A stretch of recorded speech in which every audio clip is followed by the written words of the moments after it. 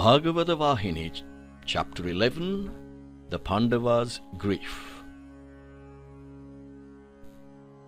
Dharmaraja, who was lost in contemplation, recapitulating the advice, the help, the grace, the love, the sympathy that they had earned from Lord Krishna, suddenly raised his head and asked, "Arjuna, what did you say? What calamity overtook you on the way? Tell us in full, dear brother." Slowly lifting the chin of Arjuna while asking so, Arjuna looked his brother in the face and said, "Brother, all my skill and attainments have departed with Lord Krishna. I am now without any powers, incapable of any achievement, weaker than the weakest, indeed lifeless. Brother, listen. This most unlucky fellow did not have the chance to be with the Lord Vasudeva when he left for his abode, even though he was in Dwaraka at that time. I had not earned enough merit to get that chance. I could not have the darshan of our Divine Father before he left. Later the charioteer of the Lord Daruka gave me the message he had given for me when he departed. In that message he had written this with his own hand." Saying thus, he took out from the folds of his dress the letter which he considered more precious even than life, for it was from Krishna and written by his own hand. He gave it into the hands of Dharmaraja, who received it reverentially with alacrity and anxiety. He pressed it onto his eyes, which were full of tears. He tried to decipher the writing through the curtain of tears, but with no success. It began, "Arjuna, this is my command. Carry it out without demur to the full. Execute this task with courage and earnestness." After this express injunction, Krishna had elaborated on the task in the following words: "I have accomplished the mission on which I had come. I shall no longer be in this world with body. I am departing. 7 days from today, Dwaraka will sink into the sea. The sea will swallow everything except the house that I had occupied. Therefore, you have to take to Indraprastha city the queens and other women who survive, along with the children and babies and the old and decrepit. I am leaving, placing all responsibility for the women and other Yadava survivors in your hand. Care for them as you care for your own life. Arrange for them at Indraprastha and protect them from danger." The postscript said, "Thus writes Gopala on leaving for his home." Dharmaraja finished reading the message. He noticed that Bhima, Arjuna, Nakula and Sahadeva were shedding copious tears and squatting like rocks, oblivious to everything else. Arjuna said, "Brother, I had no desire to live for a moment more without the Lord in our midst, and so I resolved to drown myself in the sea that was to swallow Dwaraka. I decided to split my own head with this bow and die. But this command forced me to desist. The order from Him who ordains the universe tied me to this earth. I had no time to plan out any line of action. Everything had to be done quick. So I got the last rites done for the dead according to the Shastras. Then in great anxiety, lest the sea swallow Dwaraka before the women, children and old people were evacuated, I hurried them to come out and started for Indraprastha as commanded by Krishna. We left Dwaraka with no mind to leave it. We managed to reach the borders of Panchanada, or the Punjab, with hearts heavy on account of the absence of Krishna. But I was urged forward by the need to obey the divine injunction and to carry, according to that injunction, the burden of those people. The sun was setting one day.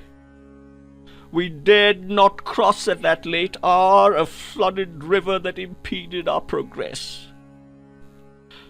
I decided to encamp on the bank of that river for the night. We collected the jewels and valuables of all the women and kept them in a secure place. The queens alighted from the palanquins, and the maids scattered themselves for rest. I approached the river for the evening rite, dragging myself along with the sadness of separation from Krishna. Meanwhile, pitch darkness pervaded the place, and soon we heard wild barbarian war cries from the surrounding darkness. I peered into the night and found a horde of forest-dwelling nomads rushing upon us with sticks and spears and daggers.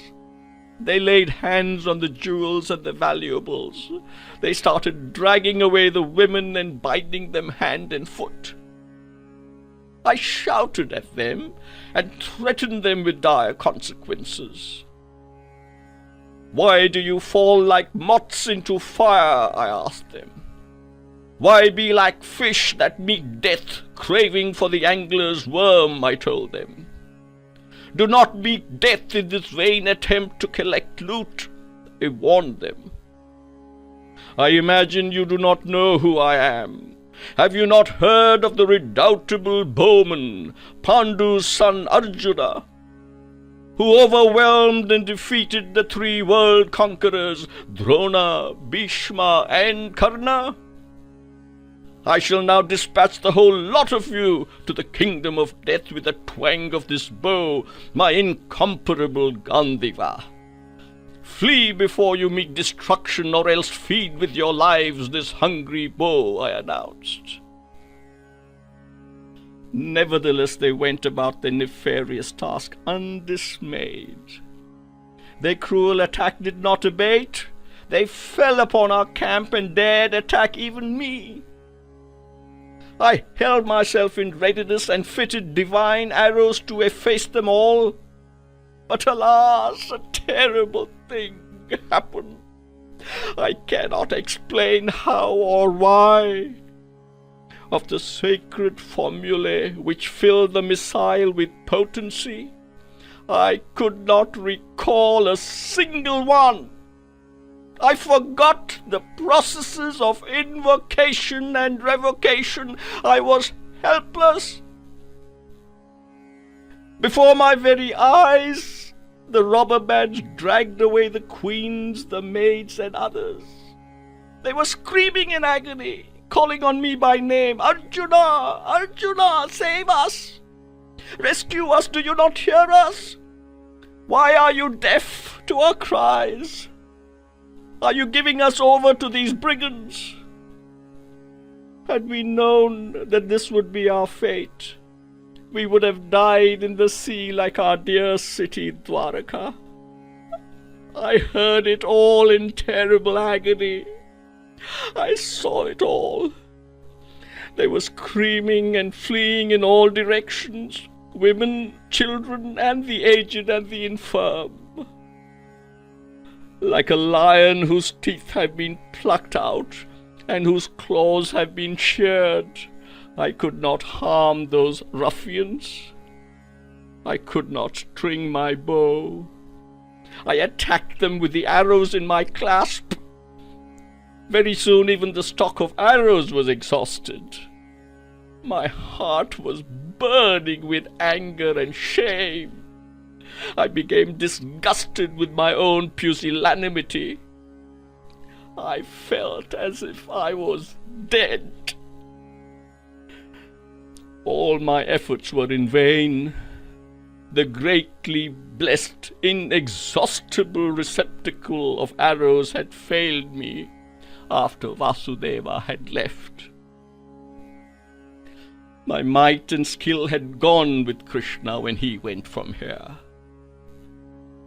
Or else, how could this misfortune occur, of my being a helpless witness of this kidnapping of women and children entrusted to my care?